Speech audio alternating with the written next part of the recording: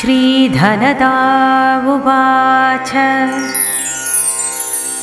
देवी देवमुपागम्य नीलकण्ठं मम प्रियं कृपया पार्वती प्राह शङ्करं करुणाकरम्। श्रीदेव्युवाच ब्रूहि वल्लभ साधूनां दरिद्राणां कुटुम्बिनां दरिद्रदलनोपायमञ्जसैव धनप्रदम्।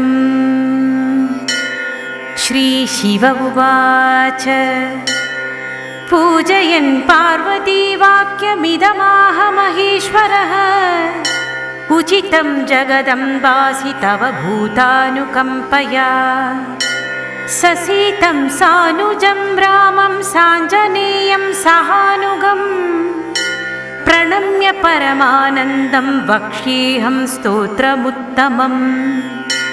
धनदं श्रद्धानां सद्यः सुलभकारकं योगक्षेमकरं सत्यं सत्यमेव वचो मम। पठन्त पाठयन्तोऽपि ब्राह्मणैरास्तिकोत्तमैः धनलाभो भवेदशुनाशमेति दरिद्रता। भूभवांश भवां भूत्यै भक्तिकल्पलतां शुभां प्रार्थयत्तां यथा कामं कामधेनुस्वरूपिणी। धनदे धनदे देवी दानशीले दयाकरे त्वं प्रसीद महेशानि यदर्थं प्रार्थयाम्यहम्। धरामरप्रिये पुण्ये धन्ये धनदपूजिते सुधनं धार्मिकं देहि यजमानाय सत्वरम्। रम्ये रुद्रप्रिये रूपे रामरूपे रतिप्रिये शिखी सखमनोमूर्ते प्रसीद प्रणते मयि। आरक्तचरणाम्भोजे सिद्धि सर्वार्थदायिके दिव्याम्बरधरे दिव्ये दिव्यमाल्योपशोभिते समस्तगुणसम्पन्ने सर्वलक्षणलक्षिते शरच्चन्द्रमुखे नीले नीलनीरजलोचने चञ्चरीकचमूचारु श्रीहारकुटिलालके मध्ये भगवति मातः कलकण्ठरवामृते हासावलोकनैर्दिव्यैर्भक्तचिन्तापहारिके रूपलावण्यतारुण्यकारुण्यगुणभाजने क्वणकङ्कणमञ्जीरे लसल्लीलाकराम्बुजे रुद्रप्रकाशिते तत्त्वे धर्माधारे धरालये प्रयच्छ यजमानाय धनं धर्मैकसाधनम्। मातस्त्वं मे विलम्बेन दिशस्व जगदम्बिके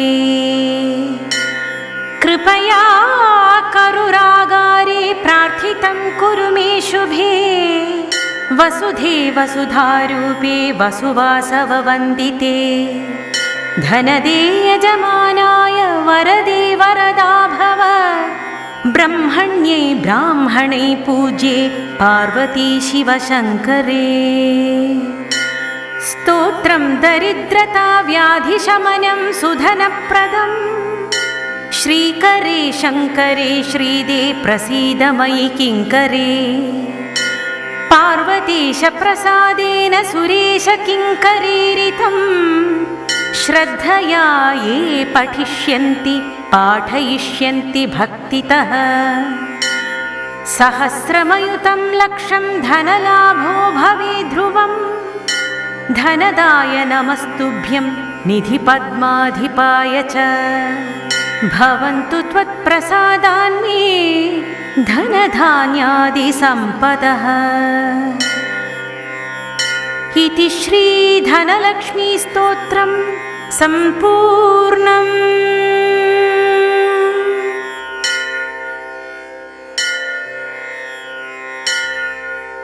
सुखं प्रति ब्रह्मोवाच महालक्ष्म्या प्रवक्ष्यामि कवचं सर्वकामदं सर्वपापप्रशमनं दुष्टव्याधिविनाशनं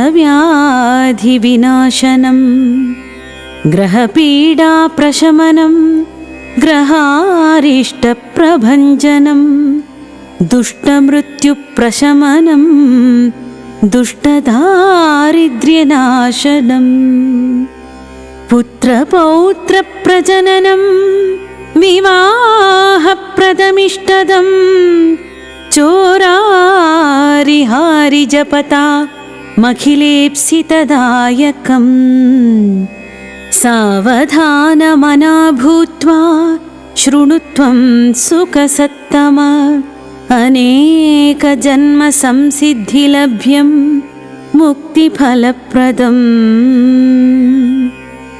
धनधान्यमहाराज्य सर्वसौभाग्यकल्पकम् सकृत्स्मरणमात्रेण महालक्ष्मी प्रसीदति क्षीराब्धिमध्ये पद्मानां कानने मणिमण्टपे तन्मध्ये सुस्थितां देवी मनीषिजनसेवितां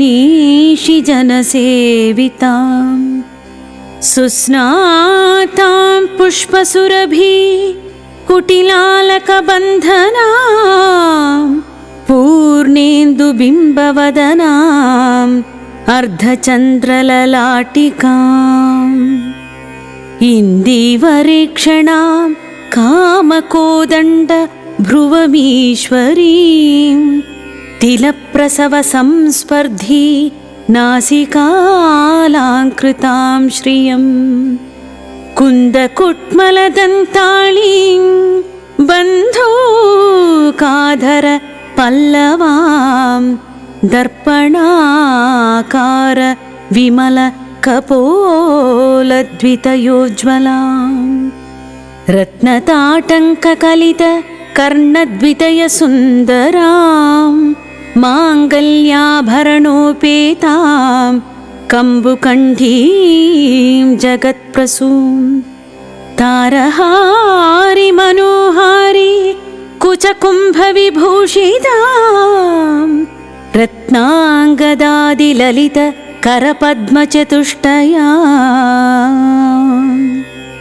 कमले च सुपत्राढ्ये ह्यभयं दधतीं वरं रोमराजिकलाचारु भुग्ननाभितलोदरीं पट्टवस्त्रसमुद्भासि सुनितम्बादिलक्षणां काञ्चनस्तम्भविभ्राज द्वरजानोरुशोभितां स्मरकाहलिका गर्वहारी जङ्घां हरिप्रियां कमठीपृष्ठ सदृशपादाब्जां चन्द्रसन्निभां पङ्कजोदरलावण्य सुन्दराङ्घ्रितलां श्रियं सर्वाभरणसंयुक्तां सर्वलक्षणलक्षितां पितामहमहाप्रीतां नित्यतृप्तां हरिप्रियां नित्यं कारुण्यललितां कस्तूरीलेपिताङ्गिकाम् सर्वमन्त्रमयीं लक्ष्मीं श्रुतिशास्त्रस्वरूपिणीं परब्रह्ममयीं देवीं पद्मनाभकुटुम्बिनीम् एवं ध्यात्वा महालक्ष्मीं पठेत् तत्कवचं परम् एवं ध्यात्वा महालक्ष्मीं पठेत् तत्कवचं परम् ध्यानम् एकन्यञ्च नतिक्षमं मम परं चाकुञ्जपादाम्बुजं मध्ये विष्टरपुण्डरीकमभयं विन्यस्तहस्ताम्बुजं त्वां पश्येम निशीदुषीमनुकलं कारुण्यकोलं कष स्पारापाङ्गतरङ्गमम्बमधुरं मुग्धं मुखं बिभ्रति। महालक्ष्मी शिरपातु ललाटं मम पङ्कज कर्णे रक्षेद्रमा पातु नलिने नलिनालया। नासिकामवतादम्बा वाचं वाग्रूपिणी मम दन्तानवतु जिह्वां श्री रथरोष्टं हरिप्रिया। चुबुकं पातु वरदा गणगन्धर्वसेविता वक्षकुक्षिकरौ पायुं पृष्ठमव्याद्रमा स्वयं। कटिमूरुद्वयं जानु जङ्घं पातु रमा मम सर्वाङ्गमिन्द्रियं प्राणान् पायादायासहारिणी। सप्तधातून् स्वयं चापि रक्तं शुक्रं मनो मम ज्ञानं बुद्धिं महोत्साहं सर्वं मे पातु पङ्कजा। मया कृतं च यत्किञ्चि तत्सर्वं पातु सेन्दिरा। ममायुरवता लक्ष्मी भार्यां पुत्रांश्च पुत्रिका। मित्राणि पातु सततमखिलानि हरिप्रिया। पातकं नाशये लक्ष्मी ममारिष्टं हरेद्रमा। ममारिनाशनार्दाय माया मृत्युञ्जयेद्बलं सर्वाभीष्टान् तु मे दद्या पातु मां कमलालया। यैदं कवचं दिव्यं रमात्मा प्रयतः पठेत् सर्वसिद्धिमवाप्नोति सर्वरक्षा तु शाश्वतम्। दीर्घायुष्मान् भवेन्नित्यं सर्वसौभाग्यकल्पकं सर्वज्ञ सर्वदर्शी च सुखदश्च सुखोज्ज्वला। सुपुत्रो गोपति श्रीमान् भविष्यति न संशया। तद्गृहेण भवेद् ब्रह्मान् दारिद्र्यदुरिताधिकम्। नाग्निना दह्यते गेहं न चोराद्यैश्च पीड्यते। भूतप्रेतपिशाचाद्या सन्त्रस्ता यान्ति दूरतः। लिखित्वा स्थापयेद्यत्र तत्र सिद्धि भवेद्ध्रुवम्। नापमृत्युमवाप्नोति देहान्ते मुक्तिभाग् भवेत्। आयुष्यं पौष्टिकं मेध्यं धन्यं दुःस्वप्ननाशनम्। प्रजाकरं पवित्रं च दुर्भिक्षार्ति विनाशनम्। चित्तप्रसादजननं महामृत्युप्रशान्तिदं महारोगज्वरहरं ब्रह्महत्यादिशोधनम्। महाधनप्रदं चैव पठितव्यं सुखार्थिभिः। धनार्धी धनमाप्नोति विवाहार्थी लभेद्वधूम्। विद्यार्थी लभते विद्यां पुत्रार्थी गुणवत्सुतं। राज्यार्थी राज्यमाप्नोति सत्यमुक्तं मया सुखात्। एतद्देव्या प्रसादेन सुखकवचमाप्तवान्। कवचानुग्रहेणैव सर्वान् कामानवापसः।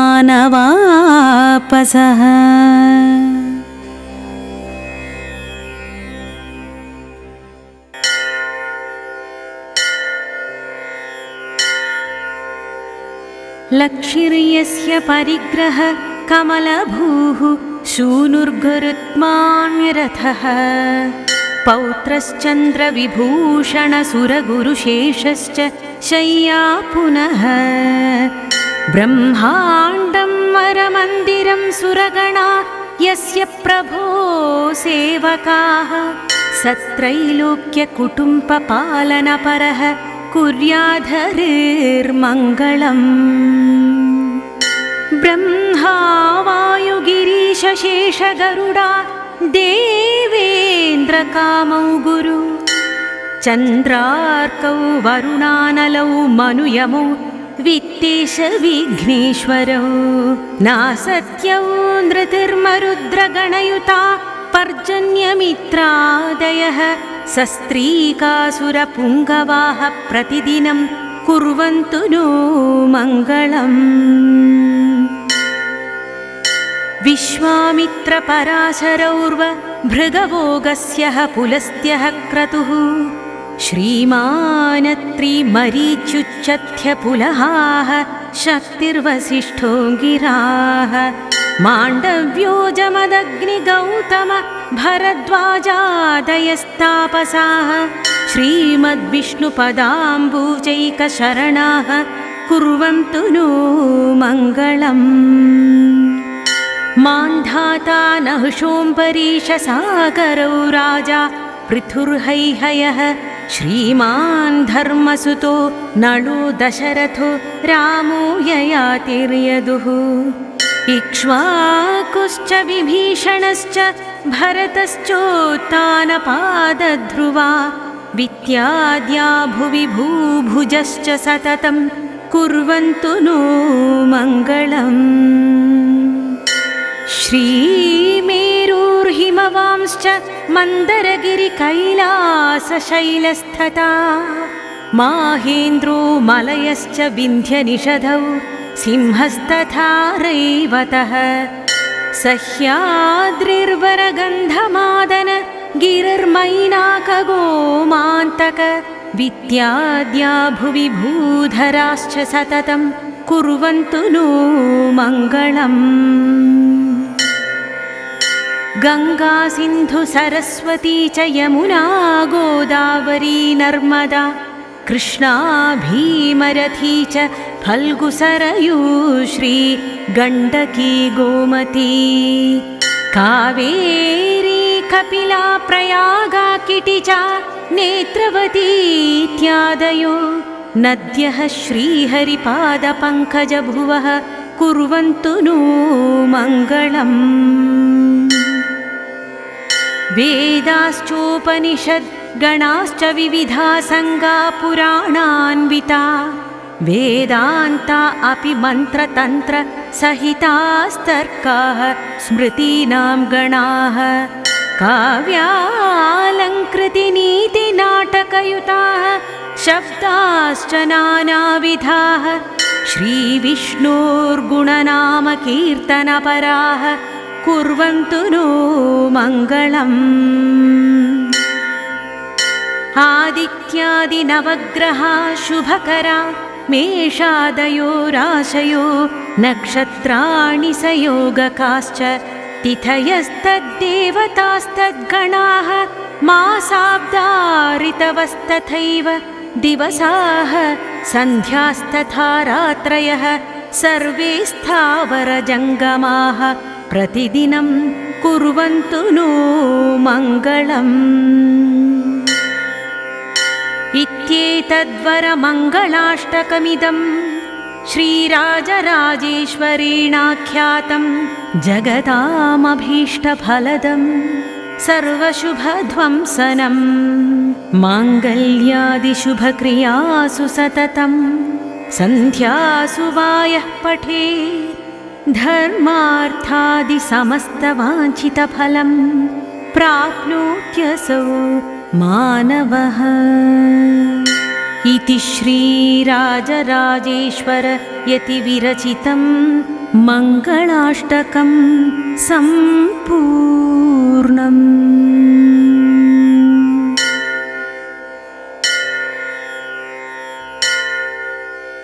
महालक्ष्मी भद्रे परव्योमवासी ज्ञनन्ते सुषुम्नाह्वये सूरिजुष्टे जये सूरितुष्टे शरण्ये सुकीर्ते प्रसादं प्रपन्ने मयि त्वं कुरुष्व सति स्वस्थिते देवी गायत्री गौरी ध्रुवे कामधेनो सुराधीशवन्द्ये सुनीते सुपूर्णेन्दु सीते कुमारी प्रसादं प्रपन्ने मयि त्वं कुरुष्व सदा सिद्धगन्धर्व यक्षेश विद्या धरैस्तूयमाने रमे राम रामे प्रशस्ते समस्तामरि सेव्यमाने प्रसादं प्रपन्ने मयि त्वं कुरुष्व दुरितौघनिवारणे प्रवीणे कमले भासुर भागधेयलभ्ये प्रणवप्रतिपाद्य वस्तुरूपे स्फुरणाख्ये हरिवल्लभे नमस्ते सिद्धे साध्ये मन्त्रमूर्ते वरण्ये गुप्ते दृप्ते नित्यमुद्गीतविद्ये व्यक्ते विद्यद्भाविते भावनाख्ये भद्रे भद्रं देहि मे संश्रिताया सर्वधारे सद्गते ध्यात्मविद्ये भाविन्यार्ते निर्वृते ध्यात्मवल्ली विश्वाध्यक्षी मङ्गलावासभूमे भद्रे भद्रं देहि मे संश्रिताया अमोघसेवे निज सद्गुणौघे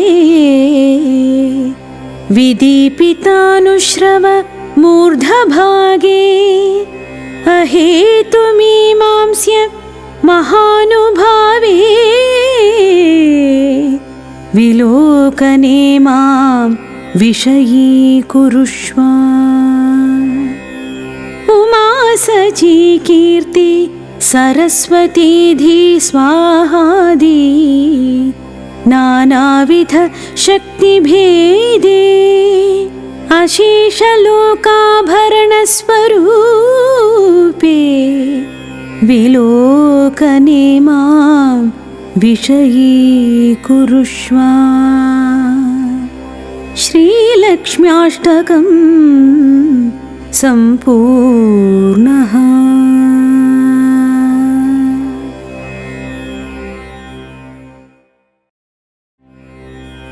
पद्मनाभप्रियां देवी पद्माक्षीं पद्मवासिनीं पद्मवक्त्रां पद्महस्तां वन्दे पद्मामहर्निशम् पूर्णेन्दुबिम्बवदनां रत्नाभरणभूषितां वरदाभयहस्ताढ्यां ध्यायेच्छन्द्रसहोदरी इच्छारूपां भगवत्सच्चिदानन्दरूपिणीं सर्वज्ञां सर्वजननीं विष्णुवक्षस्थलालयं दयाळुमनिशं ध्यायेत् सुखसिद्धिस्वरूपिणीं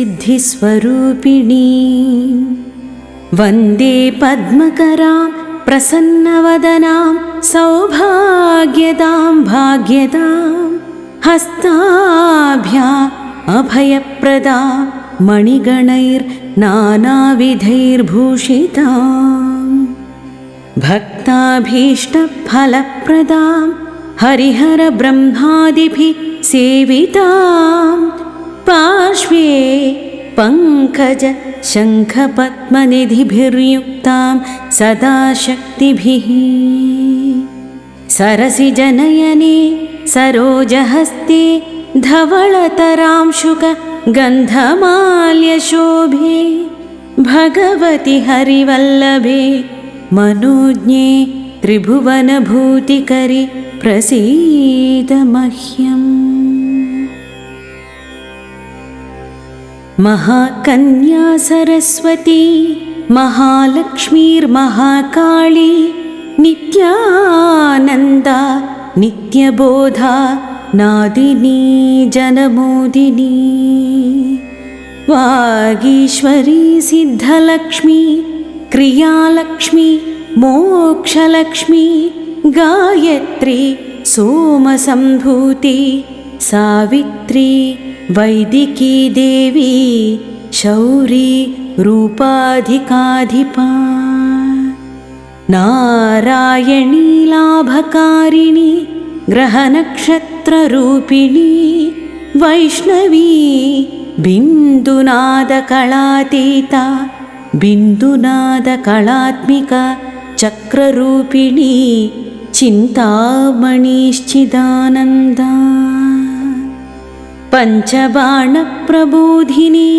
भुवनेश्वरविद्याकेतकी मल्लिका शोकावाराही धरणी ध्रुवा नादब्रह्ममयी विद्याज्ञानब्रह्ममयी पराब्रह्मनाडी बडबाग्निशिखा हेममाला शिखामाला सर्वान्तर्यामी रूपिणी सुमङ्गला सम्पन्ना साक्षान्मङ्गलदेवता महादुर्गा महोत्साह देवाबलोदया